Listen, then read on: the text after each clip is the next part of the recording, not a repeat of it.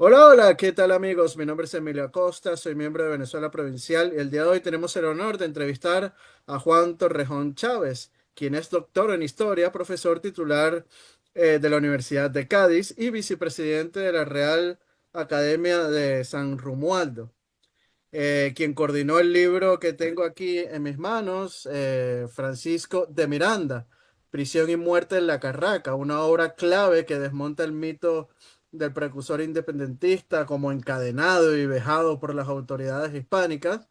Y es un libro que está basado en fuentes primarias y revela que entre 1814 y 1816 en el arsenal de la Carraca en Cádiz, Miranda vivió con ciertas comodidades, ¿no? También el libro posee las contribuciones de García Cubillana, Muñoz Rey y Lobato, y exploran su enfermedad, si fue una apoplejía fatal, y también la iconografía de Arturo Michelena, ¿no? Una obra esencial para revalorizar la historia de este encarcelamiento de Francisco de Miranda. Así que sin más, bienvenido a Venezuela Provincial, don Juan, a su casa. Muchas gracias, Emilio. Un placer para mí colaborar en lo que pueda con tan interesante canal. Solamente una pequeña Ujú. apostilla.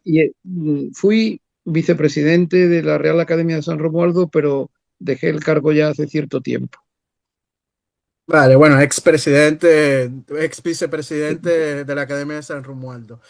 Y bueno, don Juan, es para nosotros, como le he contado, es todo un honor contar con sus luces el día de hoy en Venezuela Provincial. Y la primera pregunta no podría ser otra, sino que nos hable un poco de ese proceso de apresamiento, ¿no? Porque sabemos que Miranda cumplió encarcelamiento en el puerto de La Guaira, en Puerto Cabello, en Puerto Rico.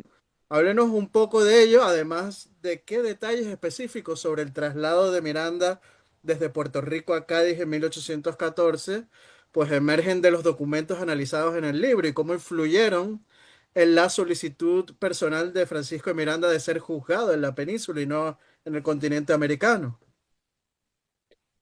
Sí, bueno, eh, después de la capitulación de San Mateo, que como sabemos se concluyó en el 25 de julio de 1812, Miranda pretendió salir de Venezuela.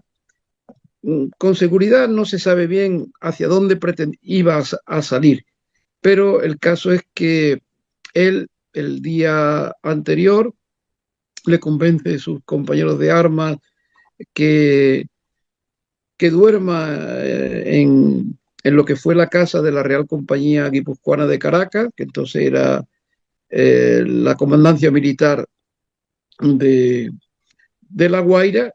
Y bueno, aquella noche ocurrió la noche triste, la madrugada del día 31 de julio de 1812, que es de los días más aciagos, obviamente en la vida de Miranda, pero también en la vida de Venezuela. Él fue entregado por sus compañeros de armas, entre ellos estaba Las Casas y Simón Bolívar. Se entrega, bueno, lo encierran primero en el castillo de San Carlos y se entrega a las fuerzas españolas cuando al día siguiente llega Cerveris a la plaza. Allí estará 5 meses. Él siempre diría que fueron las peores cadenas que soportó porque obviamente fueron las de quienes a los que tanto él había protegido y ayudado, ¿no? Entonces, luego allí tenía miedo a ser envenenado, no comía, tuvo que pasar unos meses horribles. De allí se le traslada luego a San Felipe de Puerto Cabello en los primeros días de enero de 1813 y allí encuentra un trato mejor porque su gobernador, el jiennense Antonio de Mata Guzmán y Ortega, su hijo, el caraqueño Antonio Leocadio Guzmán García, que a su vez es padre de Antonio Guzmán Blanco, el famoso Antonio tan conocido en Venezuela, fue presidente de Venezuela varias veces, creo. Y entonces allí está otros 5 meses y allí, por primera vez, estando en San Felipe Puerto Cabello, escribe dos memoriales muy interesantes al Tribunal Superior de la Audiencia del Distrito que estaba entonces en Valencia. El 8 de marzo de 1813 y el 18 de mayo de 1813. Lo que él pedía era obviamente que se cumpliera la capitulación de San Mateo que Monteverde la había incumplido, que su detención era realmente ilícita. Aunque Monteverde se amparaba en el tema, en el famoso dinero que se entrega a Robertson, de lo que él también hablará cuando esté aquí ya preso en la Carraca. De San Felipe de Puerto Cabello es trasladado a Puerto Rico. El 3 de junio de 1813 sale de Puerto Cabello para Puerto Rico en una goleta española y al llegar para él también representa una mejoría en su situación porque el gobernador de la isla, el sevillano Salvador Meléndez Bruna, le dispensa un trato muy humanitario y, y yo entiendo que es en Puerto Rico cuando él por primera vez, aunque estemos hablando de junio de 1813, logra tener la constitución de 1812, la constitución que se promulga en la ciudad de Cádiz el 19 de marzo de 1812. ¿Por qué? Porque es cuando empieza a hablar él de sus derechos constitucionales también. Esta le escribe a las Cortes, a las Cortes Generales y Extraordinarias, una carta y representación a la misma, y es interesantísimo porque Miranda da un giro ahí al abogar por la reconciliación entre americanos y españoles bajo la égida de la Constitución. Y dice una frase que me parece importantísima, fundamentado en la naciente libertad hispánica. Miranda intentará, obviamente desengañado de la experiencia revolucionaria y habiendo sufrido lo que había sufrido y lo que estaba sufriendo, tiene una visión, a mí me parece grande, importante, y fue desaprovechada. Fue desaprovechada por parte, en este caso, por parte de las Cortes. Las razones pueden ser muchas. Una de ellas es la dificilísima coyuntura que se estaba pasando en la España del momento, desde la invasión de las tropas francesas y la terrible guerra de la independencia, pero también obedecía a que Miranda tenía una deuda pendiente grande con la justicia española desde que en 1806 había intentado el desembarco en las costas de Ocumare. Entonces, en la vela de Coro. Entonces, Miranda tiene que responder ante la justicia. De ahí que él llegue como un reo de Estado. Claro, él plantea algo interesantísimo también, y es que él tenía que ser juzgado por la audiencia de su distrito y no ser llevado, sí, y realmente él no tenía ni idea clara de qué causa de qué se le acusa. Su estancia en Puerto Rico, repito, con ese trato humanitario que le dispensa el gobernador Salvador Meléndez Bruna, y esta carta y representación a las Cortes recibe una contestación que se ha llevado a la península. Y ahí se producirá el traslado de él, traslado que a él le agradó infinitamente, en un buque de la Armada que se llamó, era un bergantín correo, el bergantín correo Alerta, alias San Germán, que sale para Cádiz desde Puerto Rico en la noche del 29 de noviembre de 1803.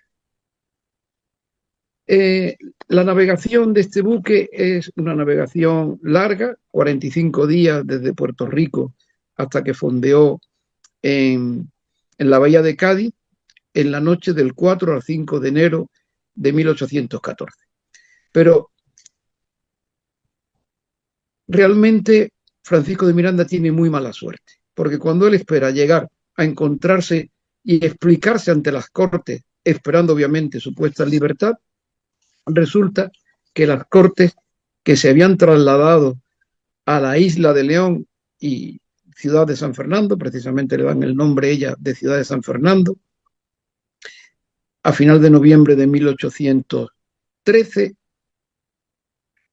deciden abandonar el ámbito gaditano y marcharse a Madrid con el gobierno, que era la regencia. Con lo cual, cuando él llega en los primeros días de enero de 1814 a Cádiz, a la bahía de Cádiz. Precisamente en esos días está llegando la regencia del reino a Madrid y los diputados de Cortes van llegando paulatinamente. No se abrirían las Cortes, no seguirían las sesiones hasta mediados de enero. Reitero que la navegación de estos 45 días desde San Juan de Puerto Rico a la bahía de Cádiz fue muy dura. El buque llegó muy maltratado y en una situación lo tuvo que pasar muy mal. Sin embargo, me consta documentalmente que fue muy bien tratado, obviamente era un reo, pero fue bien tratado por la tripulación y sobre todo por su capitán, por el capitán que era el teniente de navío, ¿cómo se llamaba? Bueno, no recuerdo ahora mismo el nombre, que había recibido de Salvador Meléndez Bruna, había recibido el encargo de tratarlo humanitariamente. Llegan en un temporal de agua, de viento, y están desde el día 5 hasta el día 7 que no pueden desembarcar. Y el día 7 desembarca y en un bote, el buque está fondeado en medio de la bahía de Cádiz, el bergantín Correo, como digo, alerta, y en un bote llega al arsenal de la Carraca, porque se planteó dónde encerrar al detenido, al reo, al preso. Se barajaron 3 lugares y de los 3 lugares el que se consideraba mejor para su custodia, pero también mejor para que estuviese lo, lo instalado de la manera más favorable posible a él, fue el Real Arsenal de la Carraca, donde existía un presidio llamado de 4 torres. El Arsenal de la Carraca estaba y está en un islote fangoso en el fondo de la bahía de Cádiz y se había construido un presidio especial para desterrados. Sabido es que en los arsenales de la Marina había siempre un número importante de desterrados por motivos diversos y allí fue donde se ingresa Francisco de Miranda. Con un encargo especial. Un encargo especial es que va a estar en principio, va a estar solo, en una celda solo, pero va a estar servido por 2 sirvientes, para la redundancia, con guardia en la puerta y además se le faculta desde el primer momento que pueda alimentarse, siempre que obviamente él sufragara los gastos, de lo que se llamaba la fonda del arsenal. Es decir, que no tenía que comer la comida de los presidiarios. Sí. Es interesante estos detalles que aporta, ¿no? Porque inclusive el compañero de celda, Manuel Sauri, habla sobre el uso temporal de grillos en Miranda al llegar a la prisión y cómo se modificó esta medida posteriormente por razones de salud.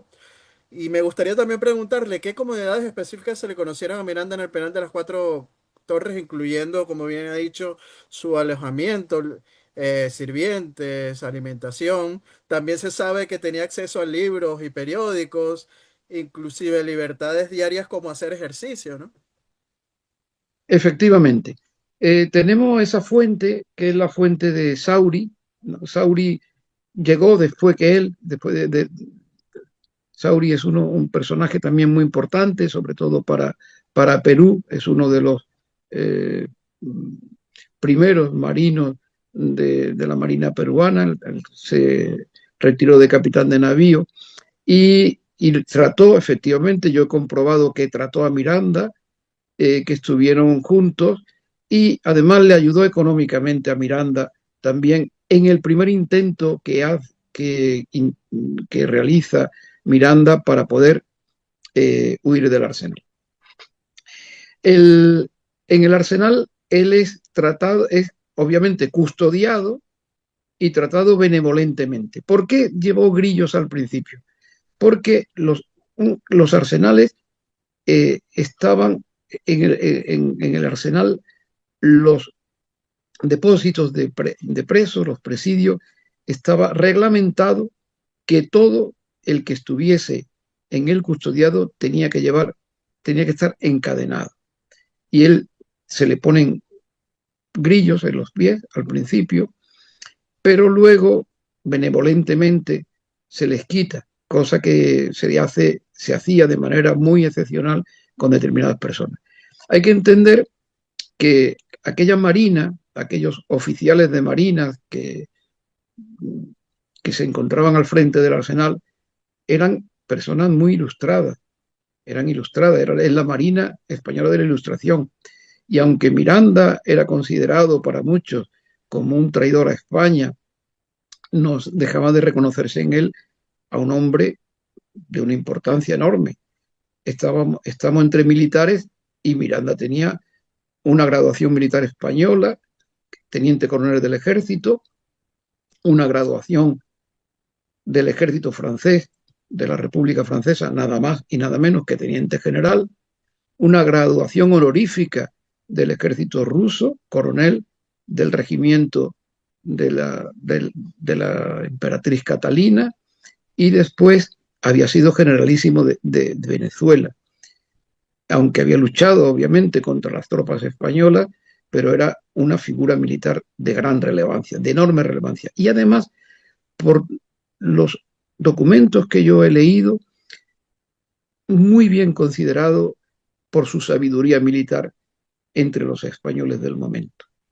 Y eh, Miranda, él recibe efectivamente libros de lectura, sabemos los libros que él leyó en el Arsenal, él mismo lo dice, se le pasa también información periódica a través de la Gaceta de Madrid, que es el antecedente de nuestro diario oficial, y en todo lo que hemos sacado, todos los documentos que hemos sacado en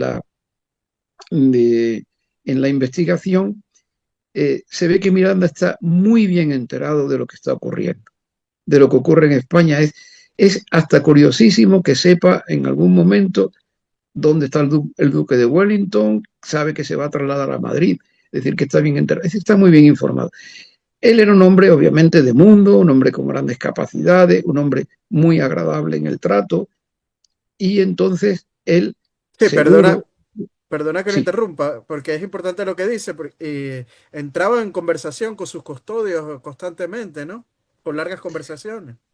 claro, naturalmente no solamente con sus compañeros, porque claro, en el arsenal también había, además de que estaban los penados por delitos comunes, había por delitos políticos y sobre todo había eh, americanos que se habían llevado al arsenal, entre ellos Sauri, personas que mantenían su trato, pero también los oficiales de la Armada tienen trato con él. Hay que imaginarse lo que sería mantener conversaciones con un hombre de la talla de Francisco de Miranda, un hombre de mundo como difícilmente podía uno encontrar. Eso no era óbice de que se intentara por todos los medios, claro, que él no pudiera huir del arsenal ni escapar.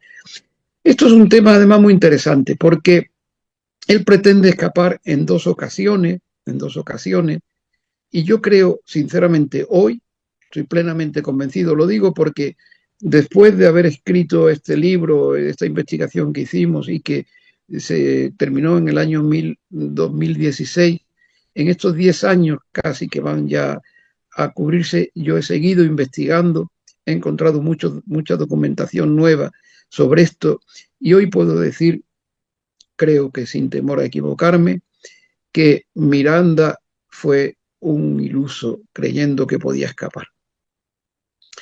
Él intentó con el dinero de comprar muchas voluntades, pero posiblemente él fue en todo momento engañado, haciéndole creer que se podía escapar para coger su dinero, pero técnicamente era dificilísimo que él escapara del arsenal y como él pretendía llegar a Gibraltar, que era su deseo. El, los años que él pasa, porque hay que pensar que en el arsenal de la Carraca está 2 años y medio de cautiverio y la fuente principal que hay son sus propias cartas. Por eso en el libro que editamos, se incorporaron 26 cartas. De seguro que hubieron bastantes más, pero bueno, son las que hemos encontrado. De ellas, 18 provienen de fuentes documentales y 8 proceden de fuentes bibliográficas. Y el periodo cronológico de las mismas, la primera que se ha encontrado, que no quiero decir que sea la primera que él escribió, pero la primera que tenemos constancia es del 21 de mayo de 1814, y la última del periodo, no de él, sino del periodo, porque él, claro, él fallece, como es sabido, el 14 de julio de 1816, la última que incorporamos, que está relacionada con su prisión en la Carraca, es del 9 de septiembre de 1816. Son 17 cartas las que Francisco de Miranda redacta en el presidio de Cuatro Torres, escritas en lengua española, en lengua francesa y en lengua inglesa.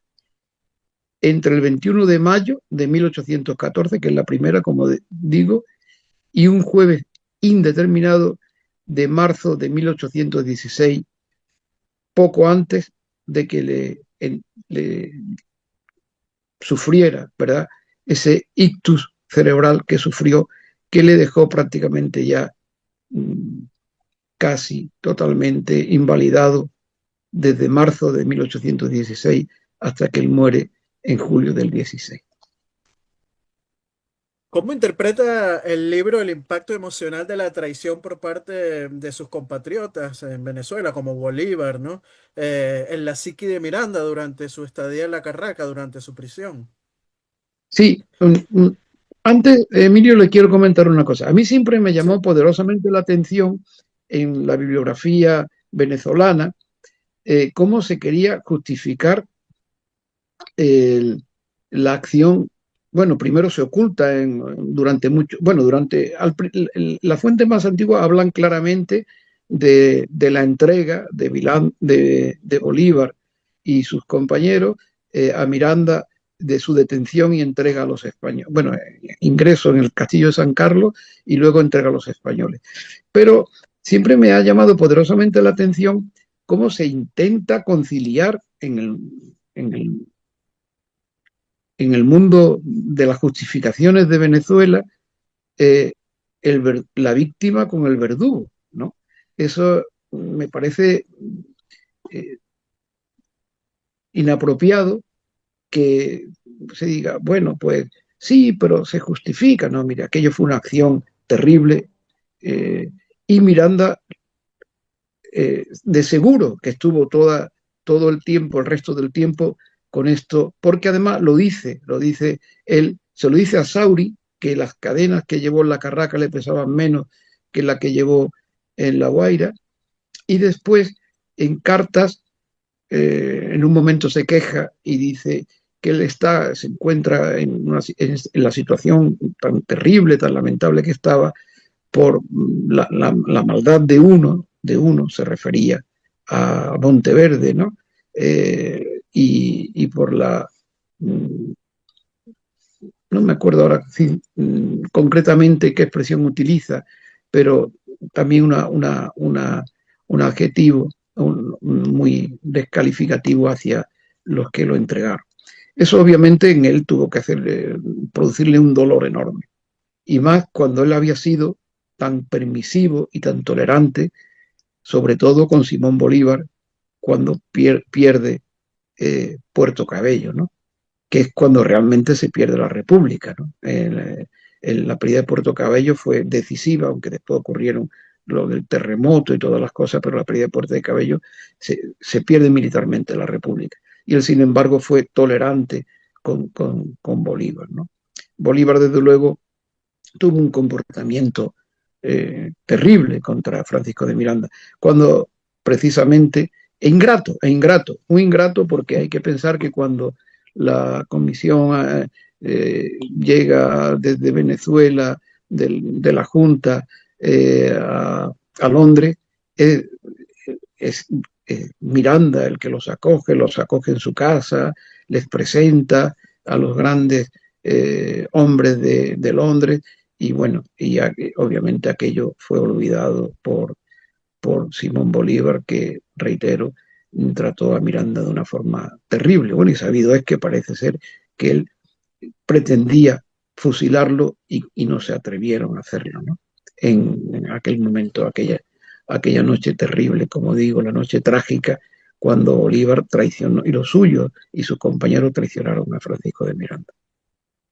No, lo más curioso es que Bolívar ya estaba dando un poder a su cuñado para vender unos esclavos y recaudar dinero para irse al exilio, ¿no? Y que todo lo hace a cambio de un pasaporte que le fue entregado a Monteverde, ¿no? Para poder salir de Venezuela. Pero bueno, ese es otro tema muy interesante, ¿no? De la historia de lo que fue la guerra secesionista o de independencia, como queramos llamar en Venezuela.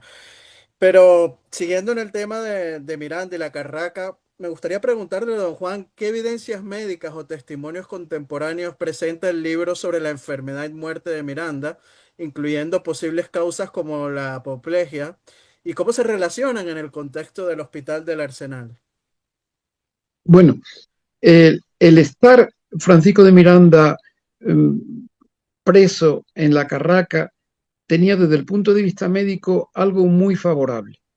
En aquel momento, en España, la medicina del siglo XVIII, la medicina moderna, la medicina científica, había nacido en Cádiz precisamente, en el Real Colegio de Medicina y Cirugía de la Armada. Hay que pensar que por primera vez se funden las dos corrientes, las dos especialidades, medicina y cirugía, se unen y entonces salen ahí médicos cirujanos.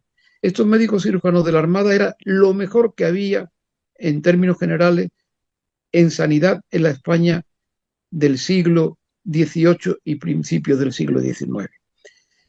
En el Arsenal de la Carraca había un profesor médico destinado dirigiendo el hospital del Arsenal. Y por eso Miranda, cuando le da su ataque, que es un ataque hemipléjico, eh, lo describe muy bien su criado Morán, mm, él, él es ingresado, sale del presidio de Cuatro Torres y es llevado al, al hospital del Arsenal, donde realmente los cuidados eran los mejores que podían desarrollarse en la época y con buenos profesionales. De hecho, eh, hubieron juntas de médicos para tratar su situación y su problema.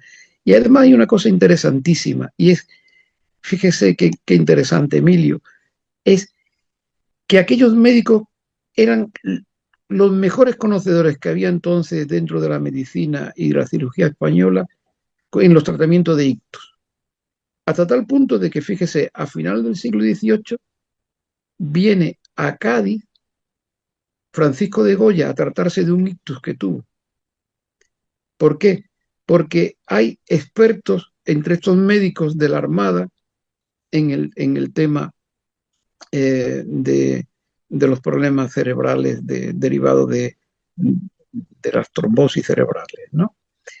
Y entonces, en esto también, lo que pasa que, claro, debió darle, no hay yo he intentado y he buscado muchísimo si había algún informe médico de él, pero lamentablemente no he encontrado nada y posiblemente no se encuentre.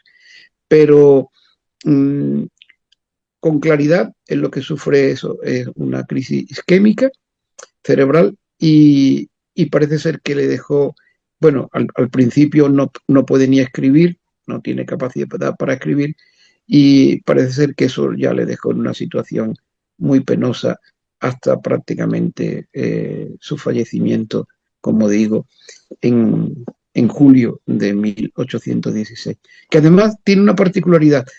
Miranda es un hombre realmente excepcional en tantos aspectos, pero es tan excepcional que incluso él fallece en julio de 1816, que es el año sin verano no hubo verano en la Andalucía de aquel año, porque en el año 1815 ocurrió la famosa explosión del volcán Tambora en las islas, entonces se llamaban neerlandesas, ¿verdad? Y se cubrió de ceniza volcánica todo el hemisferio norte y en aquel verano incluso nevó en Castilla. Aquí las cosechas en las zonas del sur sufrieron muchísimo y hubo hambre y hubo necesidad de, hasta en eso, Miranda es excepcional. Fallece en una, como yo digo en el libro, en una noche clara de un verano que no fue. Interesante.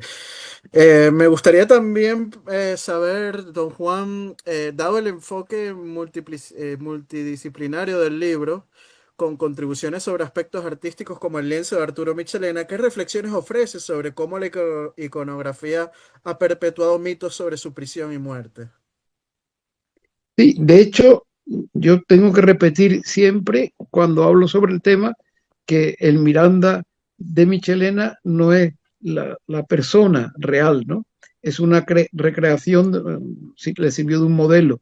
Miranda no era el que está representado, pero la fuerza de la imagen es tal que todo el mundo cuando lo vemos decimos obviamente Francisco de Miranda.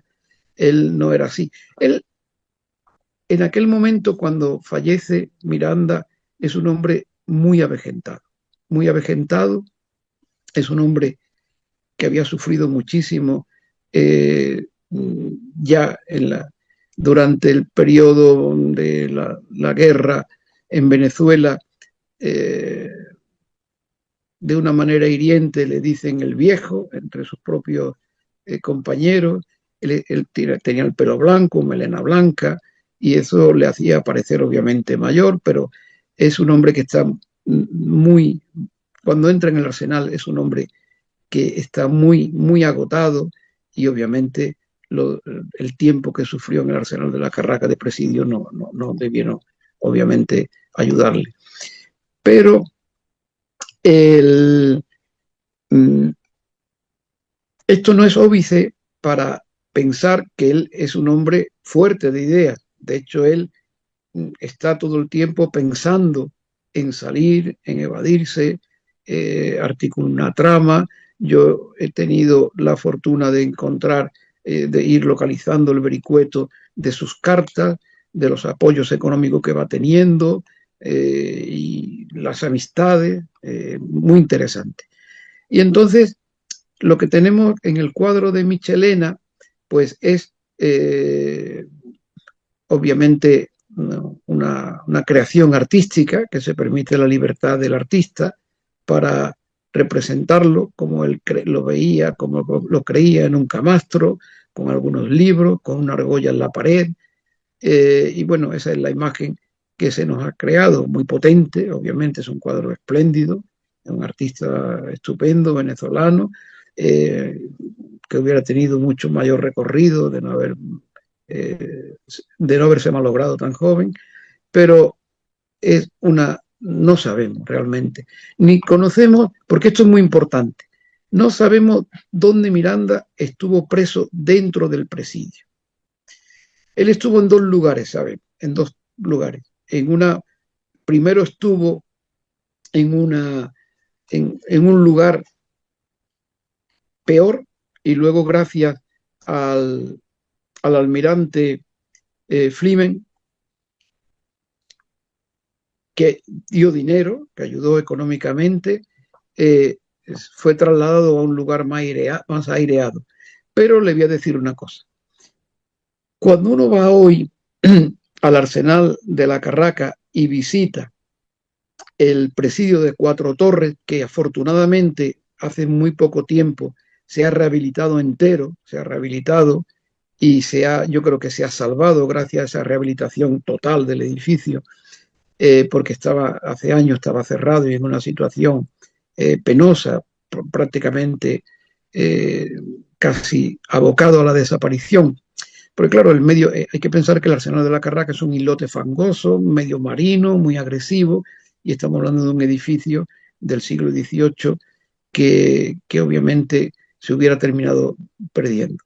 Bueno, pues cuando uno va allí, se llama Cuatro Torres porque en cada esquina del edificio hay una pequeña torrecilla, una torrecilla.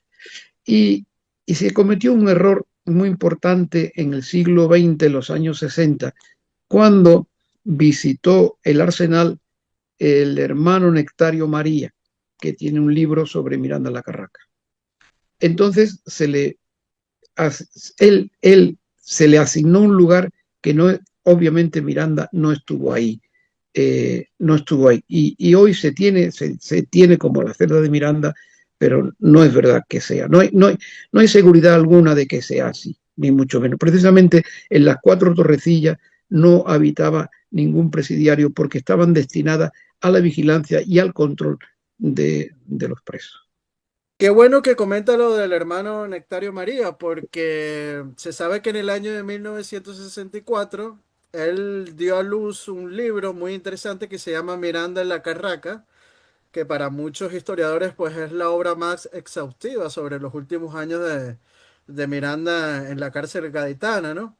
Y su fallecimiento y el enigma de sus restos mortales, ¿no? Y como usted bien señala, lejos de quedar desamparado, Miranda como que contó con el respaldo inquebrantable de sus aliados británicos, ¿no? Sobre todo gracias a los fondos que le enviaban.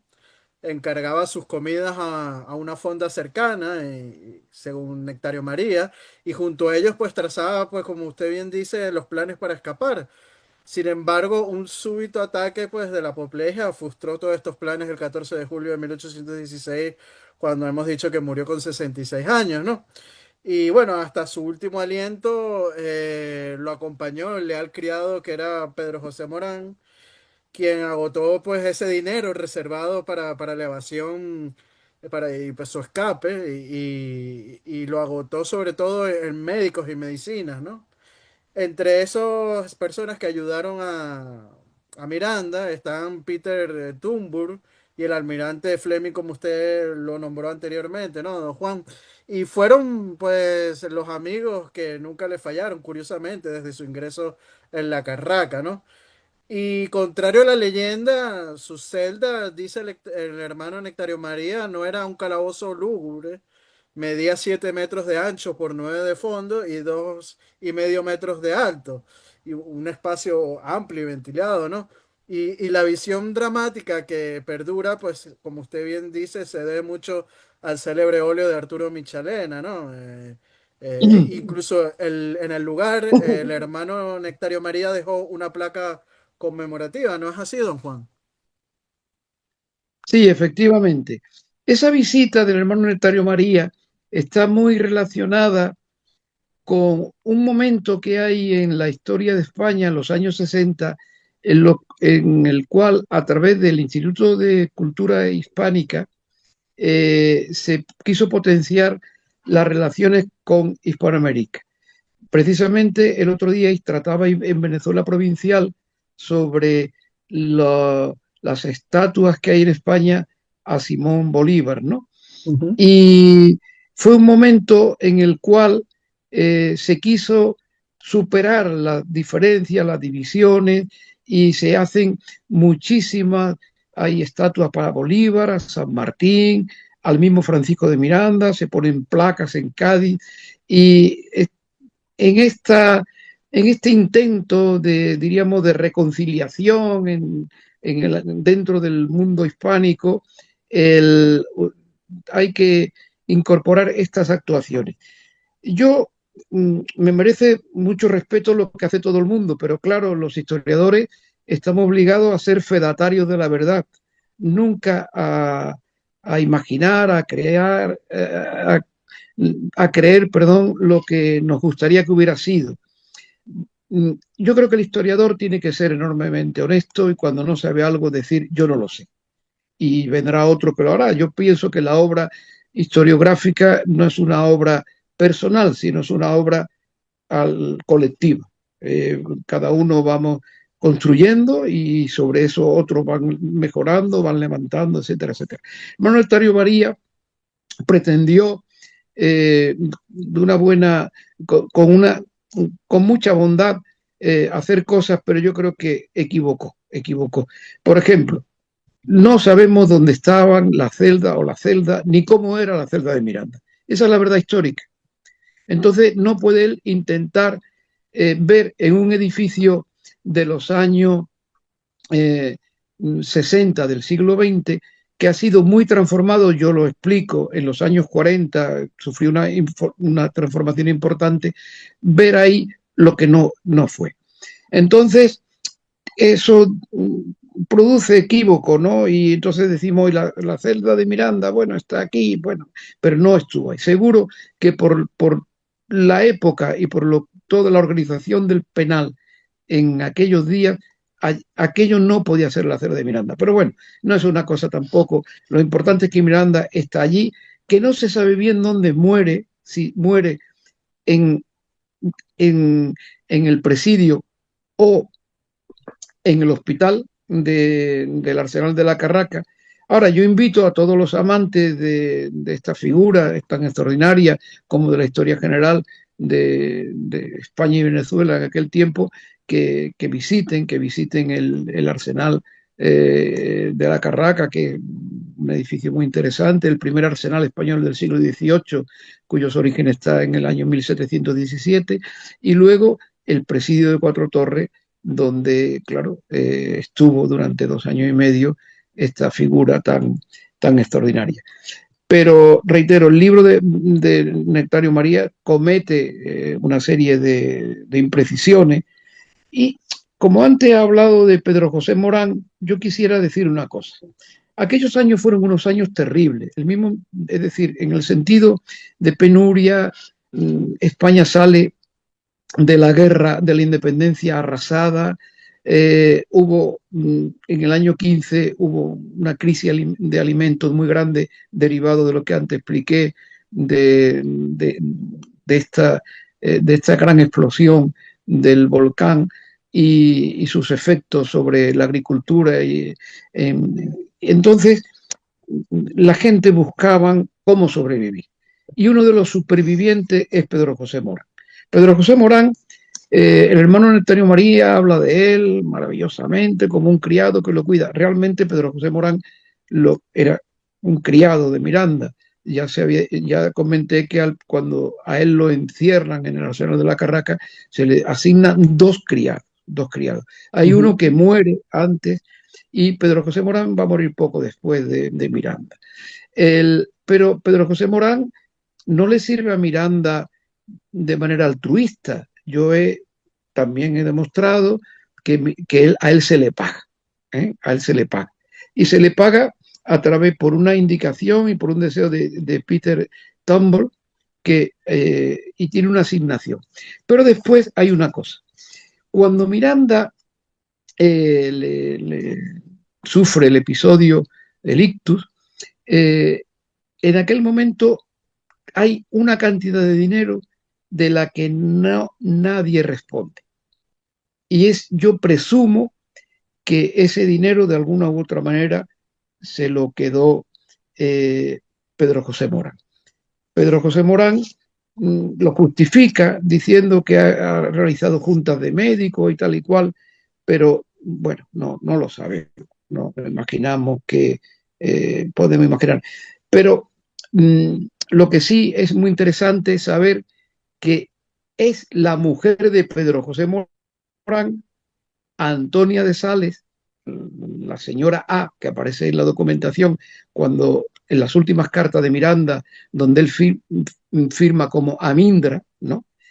Para intentar conseguir ese dinero de la casa, sobre todo de Duncan Shaw, la casa de comercio de Cádiz, y que se le entrega, y es ella la que lleva las cartas y la que recibe los dineros.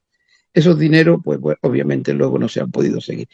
Es una pena porque Miranda dejó una documentación a su muerte que Pedro José Morán, cuando escribe a la casa de Tumble en Gibraltar, le dice que tengo unos papeles que él quería mucho, apreciaba mucho, ¿qué hago con ellos?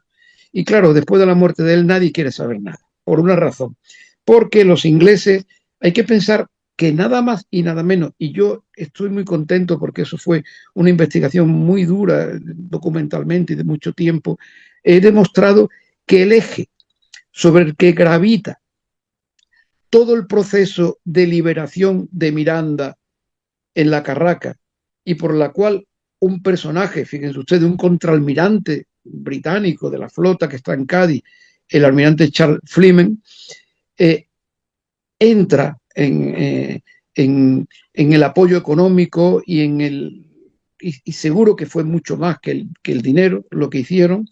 Él es el nada más y nada menos que el ministro de Hacienda de la Gran Bretaña, Nicholas Vencer. Este hombre, todo gira hacia él. ¿Y por qué digo que todo gira hacia él? Porque todo el mundo que se cartea con Miranda desde el ámbito británico, luego manda copia, le llega copia a Nicholas Vencer. Y están en su documentación, como sabéis, luego este señor fue nombrado Lord Bexley, fue una figura importantísima porque fue el hombre que hizo el plan de ordenación económica después de la guerra, de las guerras contra Napoleón por parte británica, que salió también muy mal parado la economía, la hacienda pública británica, y es un hombre realmente importantísimo. Pues él, que era muy amigo de Miranda, que es el que tiene en el testamento que hace Miranda en el año 1805 en Londres, él nombra dos albaceas testamentarios y uno es él, con lo cual esta figura yo vi que desde el principio había que atender mucho y estudiar su documentación. Importantísimo esto que quiero comentar. Y después, otra cosa que quiero hablar sobre Pedro José Morán es que es su mujer, Antonia de Sales, que esto también demostré yo que era su mujer, la que se encarga de las cartas. Además, Miranda pretendía que cuando él se escapara, él se iba a escapar obviamente con Pedro José Morán del Arsenal y que luego se le reuniría a ellos en Gibraltar Antonia de Sales. Ese era su programa. Creo, hoy estoy convencido de que él fue engañado y que realmente Miranda no iba a salir. Hubiera salido si hubiera sobrevivido hasta el año 1820, porque en el año 1820 todos los que estaban presos, todos los reos hispanoamericanos por motivos políticos todos fueron puestos en libertad, como el caso de Sauri. Incluso muchos de ellos se unieron a la revolución liberal que se produce a partir del levantamiento del coronel Riego en la cabeza de San Juan, ¿no? Es una pena porque si hubiera sobrevivido, pues seguro que hubiera sido otra la historia del personaje que muere tan dramáticamente, ¿no? En un, en un arsenal, como un reo de Estado allí. Además, su muerte es dramática porque fíjense que cuando él muere no se mantienen las 24 horas que se establecían para velar el cadáver. ¿Por qué? Porque inmediatamente, tal como murió, fue llevado con su sábana, su colchón y todo, fue llevado y fue enterrado, ¿no? Esto que ha sido visto por algunos, han querido verlo como un episodio de un odio hacia el personaje por parte de los españoles del momento. Esto no es así. Miranda debió morir con la clave de su muerte, debió ser o debió haber una gran preocupación.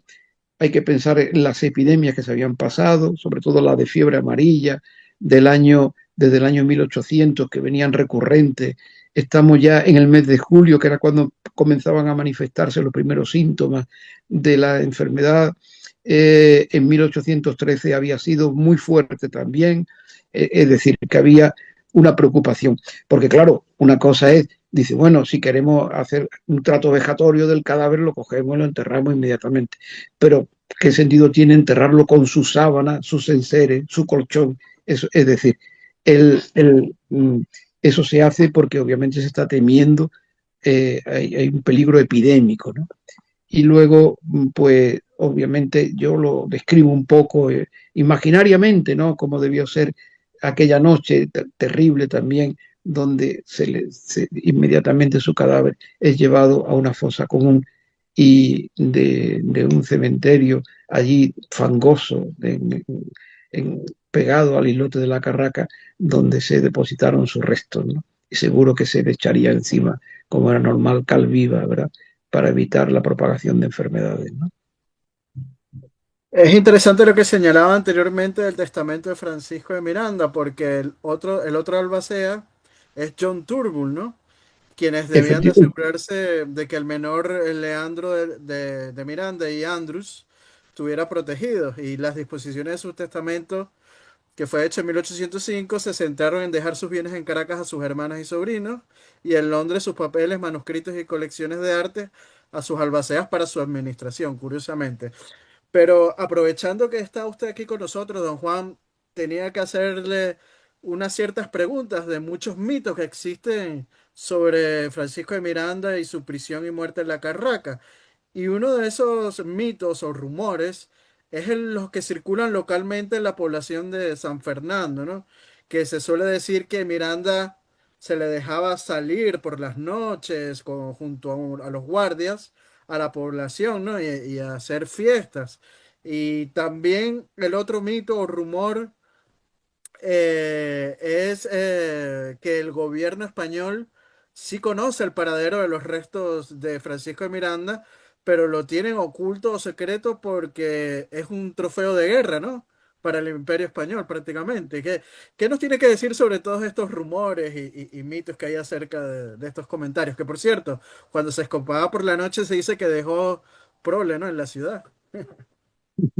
Bueno, bueno, esto obviamente un preso de esa importancia, de esa relevancia, en un arsenal de la Marina, donde hay que pensar que el arsenal se gobierna exactamente igual que un buque armado, que tiene su guardia, que tiene sus controles, nadie entra y sale de un arsenal entonces ni ahora como quiera. Eso es literatura, eso es creatividad, ¿no? Eso pertenece al mundo de la imaginación, de los que quieren pensar lo que gusten, ¿no? La realidad no fue así. Miranda no salió nunca, desde que llegó al Arsenal no salió nunca más. Y desde luego ni paseó por la entonces ciudad de San Fernando, que está relativamente distante del Arsenal, ni tuvo relaciones eh, con mujeres, como se haya podido comentar. Las dos últimas mujeres de la vida de Miranda son dos mujeres muy humildes.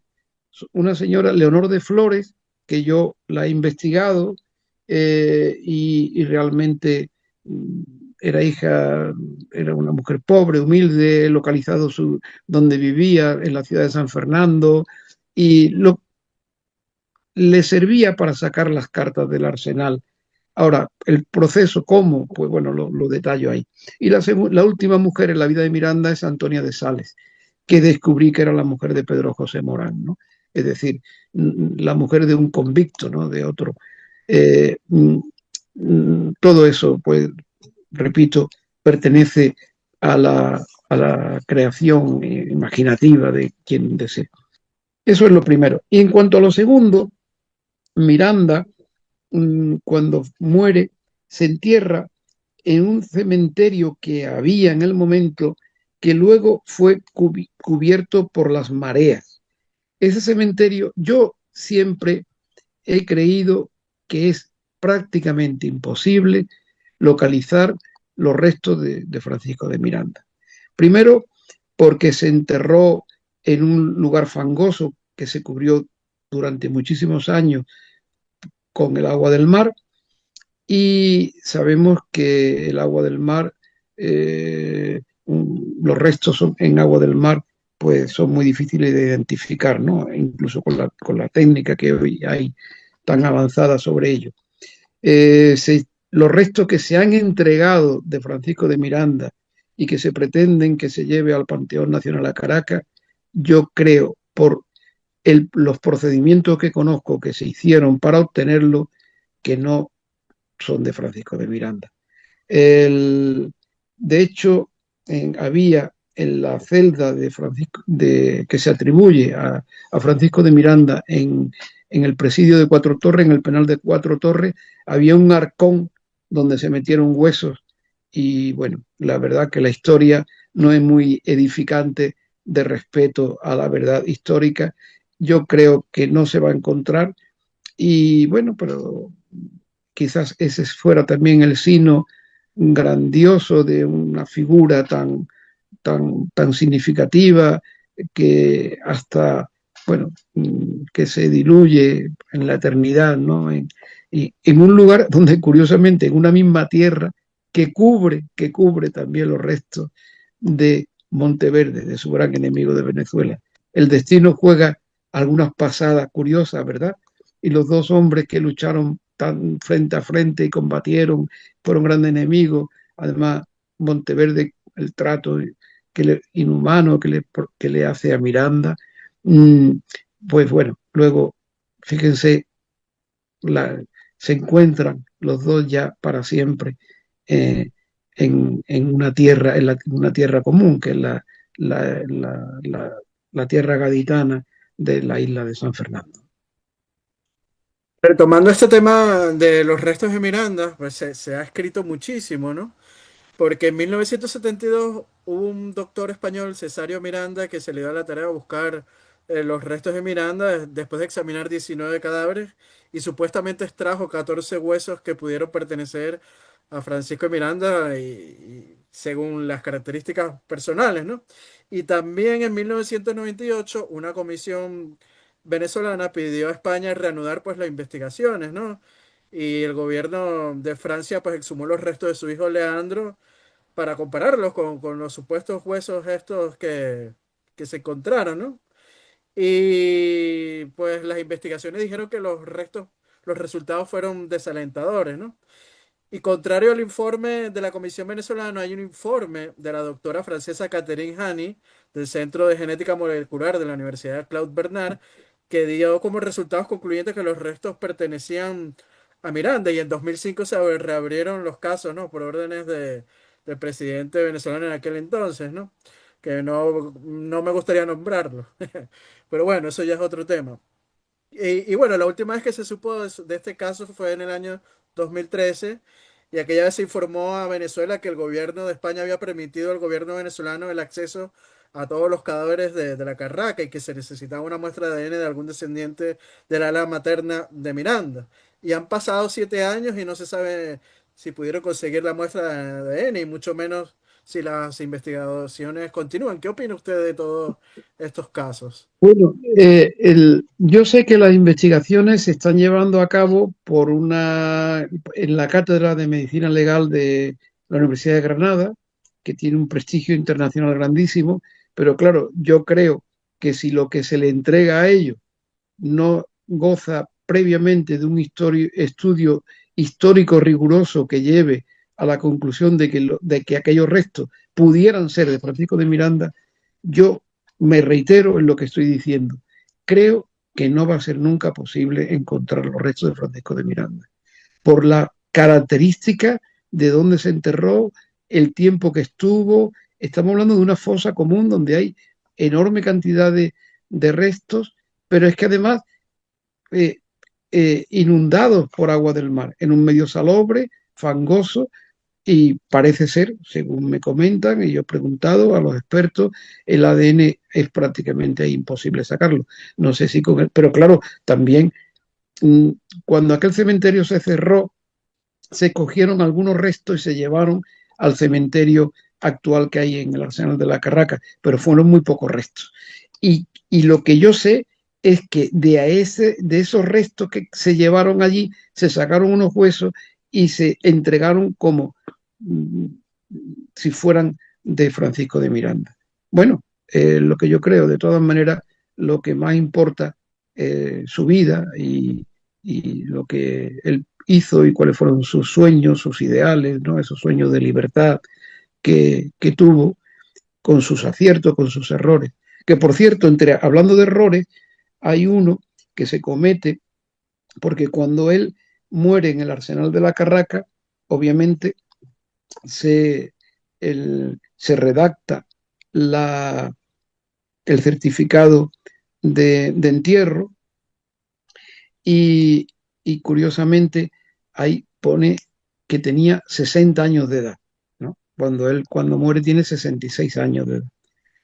La razón también me interesó, aunque sea un detalle, un aspecto curioso, pero es también bonito y que retrata también algo al personaje, es que cuando él llega al arsenal y se le hace, vamos a decir así, el asiento de preso, como reo de Estado, él se quita 6 años.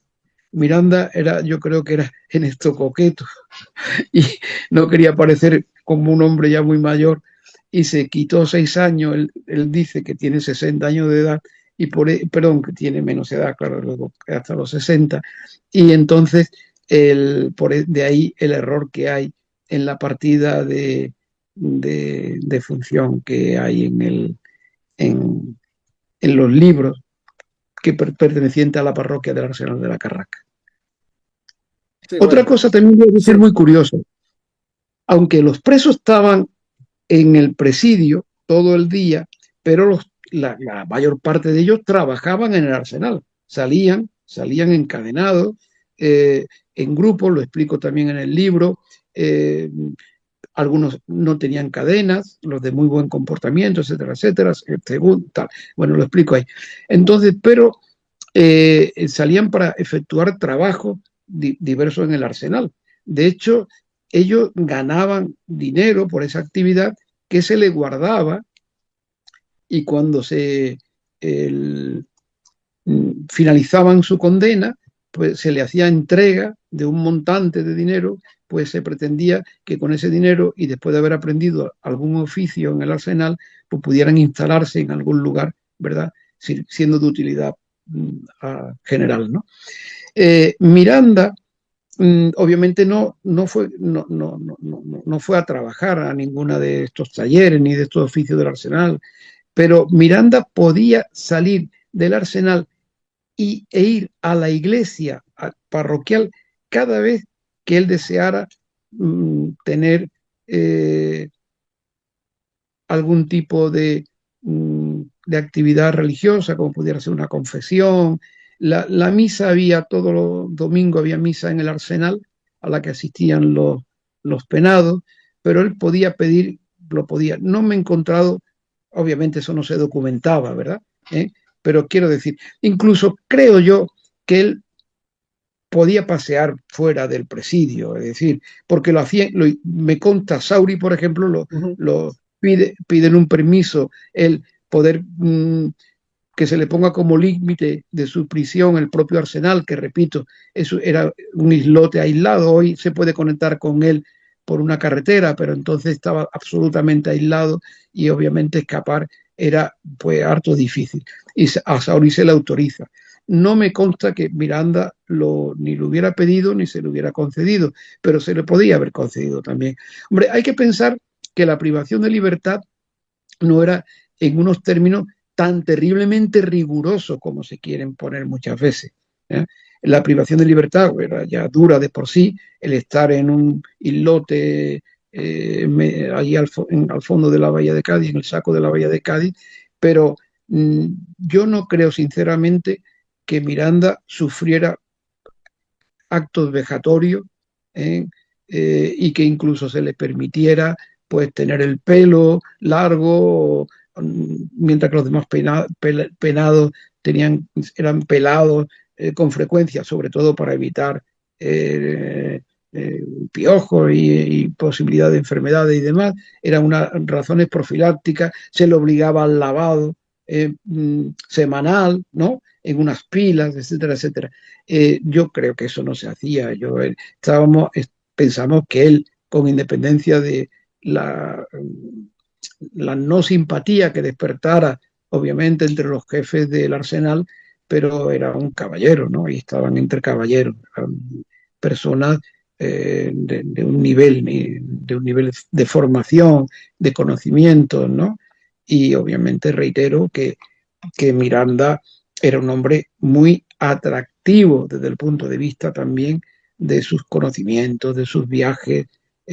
Nada más que hay que pensar en su experiencia militar, ¿no? Que tanto serviría, ¿no? Y sería motivo de cuanto menos de interés o curiosidad a personas pues, que tenían también interés grande por el conocimiento.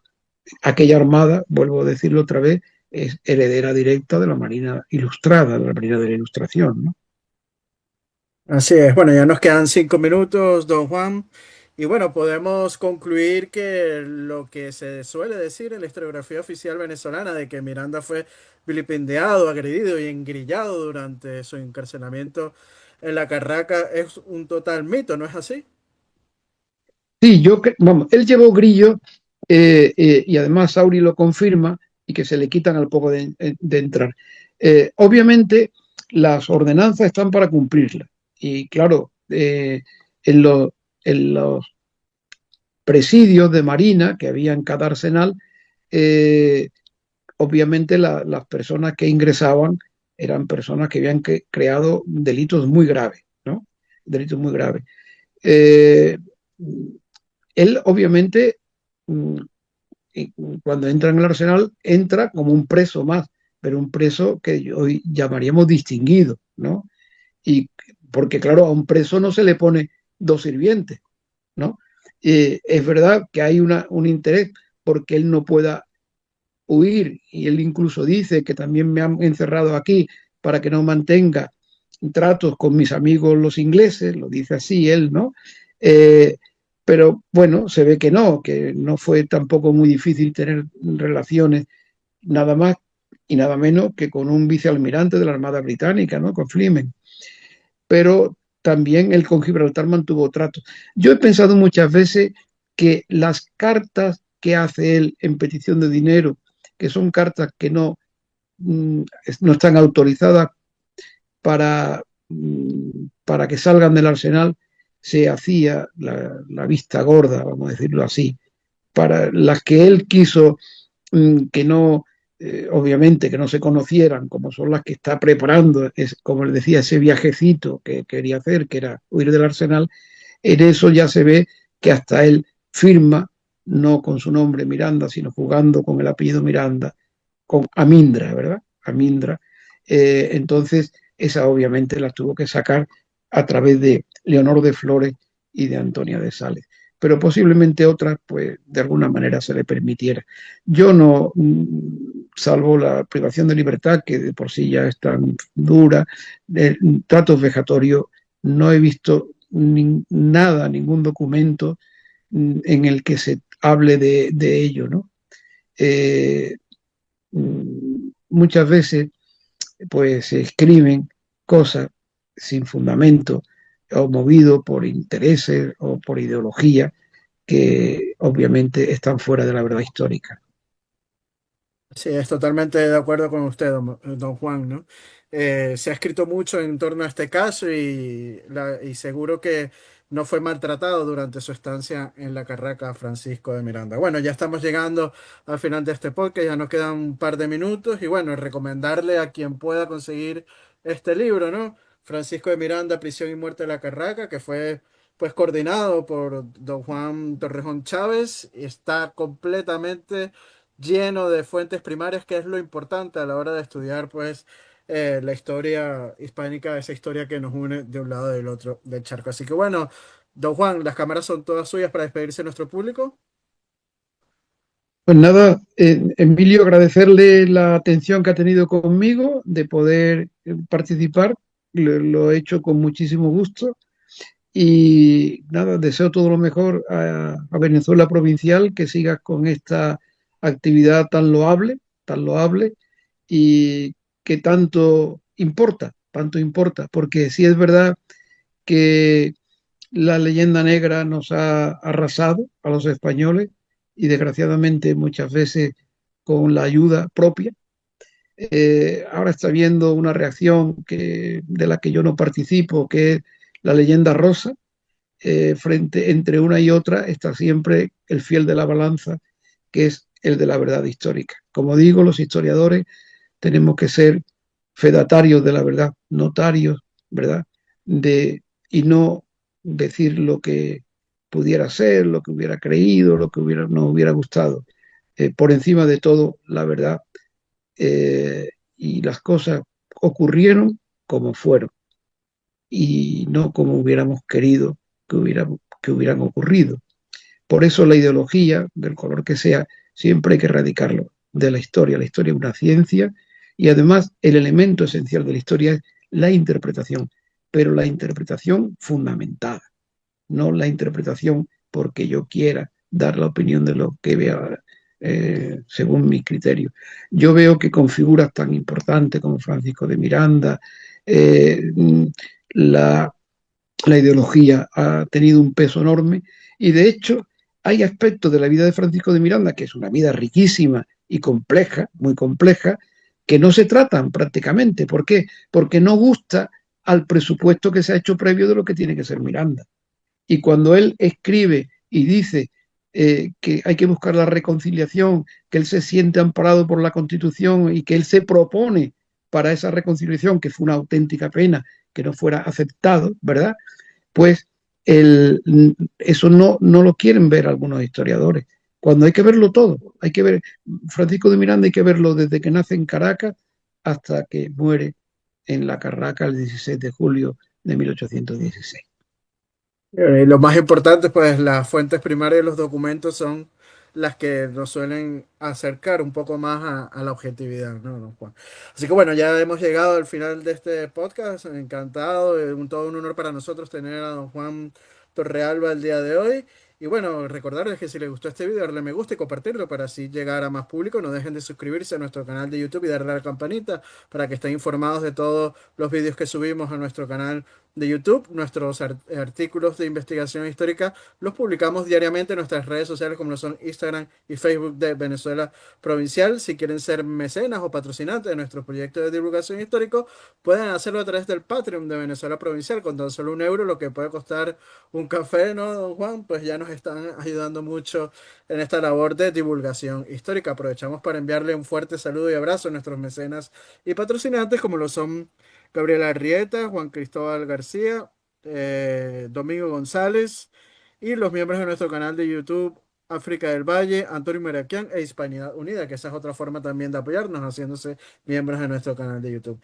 Así que bueno, don Juan, esta es su casa, Venezuela Provincial, para cuando quiera hablar de estos temas históricos que nos unen de un lado y del otro del charco, y le mando un fuerte abrazo. Hasta la próxima. Chao, chao. Adiós. Muchas gracias. Un abrazo muy cordial. Adiós.